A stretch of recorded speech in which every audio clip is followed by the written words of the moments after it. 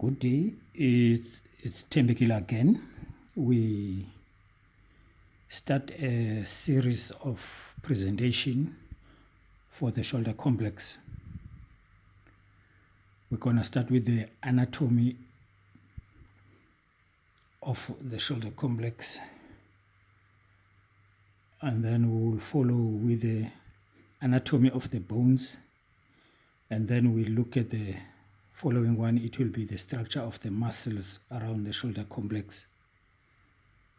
The muscle will go together with the nerves that supplies those muscles. The third one will be the biomechanics of the shoulder complex.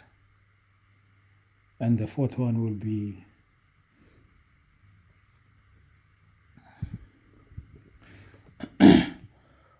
be the clinical examination and the special test to identify problems that affect the shoulder complex. Okay, we can start. Here I have my picture of the bones that make up the shoulder complex, taken from F. Netter's Atlas. So the osteology of the shoulder complex will speak more about three bones. We'll speak about this bone called the scapula, and then we'll speak about the humerus, and also we'll speak about the clavicle. These three bones, they are interconnected by four articulations to make up the shoulder complex. Those four articulations is the scapula with the ribs to make the scapulothoracic joint, and then is the acromion process of the scapula with the lateral end of the clavicle to make the acromioclavicular joint. And thirdly, it's a glenoid cavity of the scapula with the head of the humerus to make the glenohumeral joint.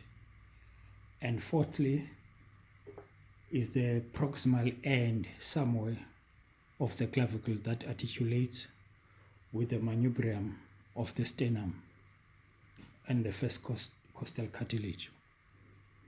And this one is the only anatomical joint that connects the whole setup to the axial skeleton. Very importantly,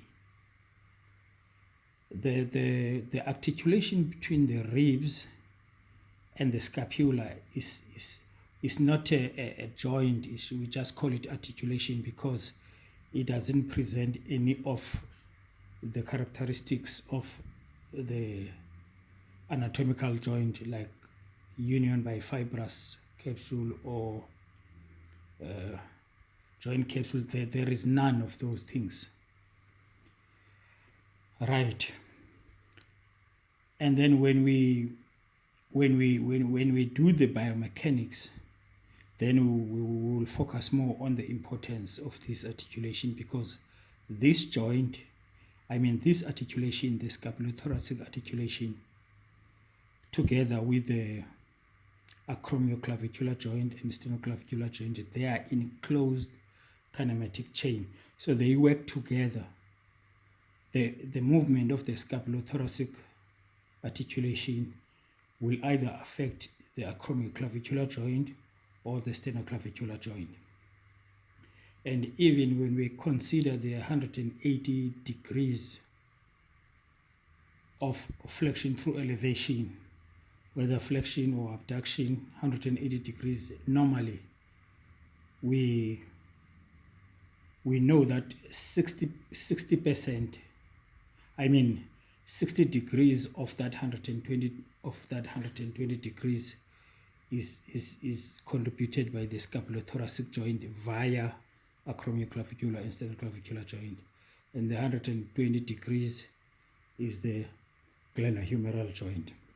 So we will do that when we do the biomechanics of the shoulder. Let's just deal with the anatomy for today.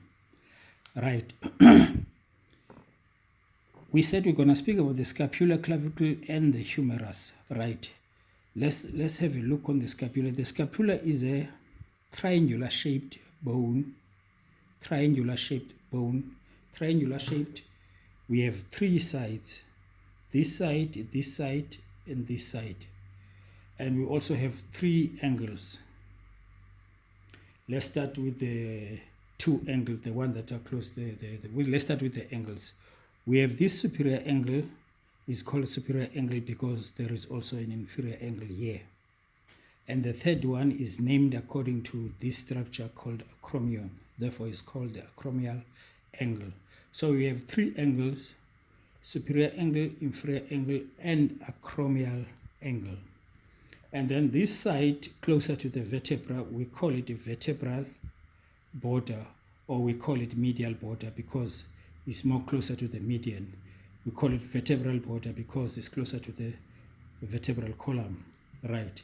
And the one away from the vertebral column, this one, we call it lateral border. The one superior, we call it superior border. And the space, this view is the anterior view of the scapula, is the part that attaches to the ribs, this part. Therefore, this area, we call it the subscapular fossa because the subscapularis muscle originate from this subscapular fossa and insert on the lesser tubercle of the humerus, and the function of that muscle is more medial rotation. Right, if we look at the superior border of the scapula, we can see that there is this acromion process and there is this acromial angle, and more importantly, there is this coracoid process. And this coracoid process will be, when we deal with the ligaments and tendons, we will see that there will be a tendon, there will be a ligament from this point to that point. That ligament is called coracoacromial ligament, just to complete the arc. And then this coracoid process is for muscle attachment. Mainly we'll mention the muscle that attaches here. Two muscle is the origin of two muscle and the insertion of one muscle. The coracobrachial muscle originate from this point to that point, from the coracoid process to the anteromedial part of the humerus. It also helps with shoulder flexion. And also the short head of the bicep brachii muscle. This bicep brachii muscle got two heads. One head is located along the bicipital groove, and it originates from the supraglenoid tubercle. From this point, the long head is taking a long part, and the short head originates from the coracoid process. And this bicep brachii muscle is the two joint muscle because it does not insert on the humerus. It crosses over and insert on the ulna and radius, so it affects the humerus, also the elbow joint. Right. From the medial border, from the superior border, we can see also there is this notch called the suprascapular notch. This suprascapular notch is a point that is for, there will be a blood vessel situated here and the nerve that is palpable at this point. We will deal with the name of that nerve when we do muscle at this point. And then that nerve that is situated here is the nerve that will supply the supraspinatus and some part of the infraspinatus. Okay. Now let's have a look on this lateral border. There is this part that articulate with the head of the humerus. We call it glenoid cavity. Glenoid cavity articulate with the head of the humerus. And above the glenoid cavity, there is a small bump called the supraglenoid tubercle. It's a tubercle above the glenoid cavity, and also the infraglenoid tubercle. Then we said the supraglenoid tubercle it's a part, it's a origin for the long head of the bicep brachii muscle. Long head of the bicep brachii muscle originate from the supraclenoid tubercle, and the long head of the tricep brachii muscle will originate from the infraclenoid tubercle. Right. Then we can quickly identify some structures on the humerus before we turn our page around. We have the head of the humerus, we have the anatomical neck. We have two necks. This is anatomical, this is surgical. Surgical because it's prone to injuries. Fractures of the humerus will not happen along the anatomical neck. It's always around this area downward. So it's the head of the humerus, anatomical neck, surgical neck. And then we have these two bulges, that is the greater tubercle and the lesser tubercle. And this bulge will come down as a ridge. This lesser tubercle, even this greater tubercle, will come down along the intertubercular groove. This intertubercular groove or bicipital groove is called intertubercular groove because it's between the two tubercles, or is called bicipital groove because the bicep brachii muscle tendon will be situated here. These two crests, this one is called the crest of lesser tubercle. That one is called the crest of greater tubercle. It's just a continuation of the greater tubercle. It comes down and then it's called the crest of greater tubercle. This one, crest of lesser tubercle. And this part, this area is for the attachment of three muscles. The pectoralis major attaches here, the latissimus dorsi attaches here, and the teres minor attaches there. Three muscles they attach in this area. Right. And then when we are talking about the coracoid process, we said it's the point of origin for two muscles. We mentioned the coracobrachialis, and we mentioned the short head of the bicep brachii. This part also is a point of insertion of the pectoralis minor muscle. Pectoralis minor muscle insert here, and the function of the pectoralis minor muscle is more, it helps with the protraction of the shoulder complex. Then if we come down the humerus, we can see there is another bulge here that is called deltoid tuberosity. It's for the attachment of deltoid muscle. Deltoid muscle originate from the spine of the scapula, from the acromion process and from the clavicle, and it comes down in a triangular form to insert on the deltoid tuberosity. And the main function of that muscle can be divided into three: the anterior part, the lateral part, and the posterior part. If the lateral part will help with abduction, the anterior part will help with extension, and the posterior part will help with shoulder abduction. Okay. For the distal part of the humerus, we will more focus on it when we deal with the elbow complex. I'll just mention the labels that are here. This distal part, we can divide the distal part into two ridges. This medial supracondylar ridge and lateral supracondylar ridge. And then this round part is medial condyle. This other one is lateral condyle. The small bulge on top of the medial condyle is medial epicondyle, and the small bulge on top of lateral condyle is lateral epicondyle. And then we have the trochlea and the capitulum. This is the articular part that articulates with the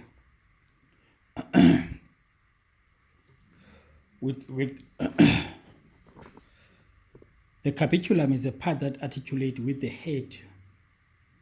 with the head of the radial bone, right? And then this part articulate with ulna, but we'll go in detail when we do the Olber complex. Suffice to say, ulna come and articulate this side and the radius on that side. And this coronoid fossa, it's an indentation to accommodate the coronoid process of the ulna. That bulge it get into here when the elbow is in flexion. Even this one, the radial fossa, is to accommodate the radial head when the elbow is in flexion. Okay, we can turn our page around and look at the posterior part. Again, we can still see that the scapula is triangular shape, superior angle, inferior angle, acromial angle on the acromion. Right, we have our medial border as we mentioned from previously, and we have our lateral border, then we have our superior border. But the posterior part is divided by the continuation of the acromion structure called the spine of the scapula. The acromion starts there and then it continues to divide the posterior part of the scapula into two unequal parts. This division or this part is called the spine of the scapula. Therefore, posteriorly we have two fossa. We have a medial part, we have a medial border, lateral border, superior border. We have a spine that divides the fossa into two. The upper part is called the supraspinous fossa. The supraspinous fossa is a point of origin for supraspinatus muscle. And the supraspinatus muscle will insert on the greater tubercle of the humerus. And the function of that muscle, it helps with abduction. And the infraspinous fossa is a point of origin of infraspinatus muscle, and it also inserts on the greater tubercle, but more on the posterior part. And there is also another small muscle from this point called the teres minor that will insert on the greater tubercle posteriorly.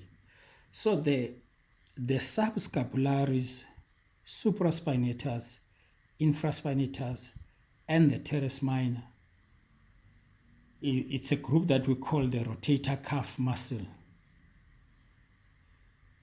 It's the group that we will, when we deal with muscle, we will explain it, the function of the rotator cuff muscle. And most of the physiotherapists will deal with condition that affects the rotator cuff muscle.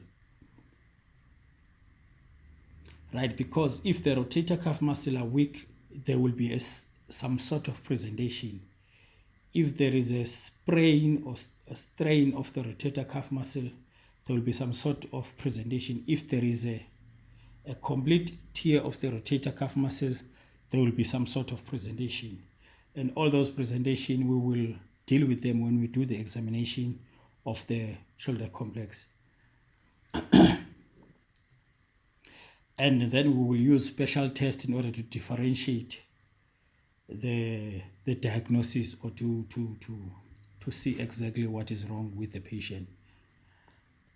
Right, as we said, the supraspinatus is here, the infraspinatus is here, and the teres minor, they make the rotator cuff. Right, then if we look at the humerus posteriorly, we can see the head, you can see the glenoid cavity, infraglenoid tubercle around the supraglenoid tubercle. Then the big muscle behind your upper arm called the tricep brachii muscle is got three heads. Only the long head crosses the glenohumeral joint. The other two heads originate from the posterior part of the humerus. So the long head originates from the infraglenoid tubercle, and the other two heads originate from the posterior part of the humerus, and they all insert on the part called the olecranon of ulna. The the olecranon process of ulna. Right. Also, when we look at the medial border of the scapula, there is a number of muscles that attaches here. We will start from the top part there. From this part, we have a muscle called the levator scapular muscle. They originate from the transverse processes of the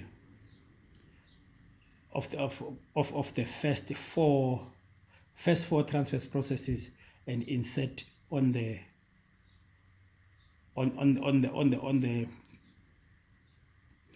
upper part of the medial border of the scapula. And then below that we have a rhomboid minor that insert here, and we have rhomboid major. And down there, when we were doing, we mentioned a muscle by the name of the teres major. Teres major originate from this part. Teres major originate from this part. Right. I think for the osteology of the shoulder, we will just try to stop there just to keep our video short, and then the following one we will do the joints, the 4 joints, specifically the 4 joints that we are talking about.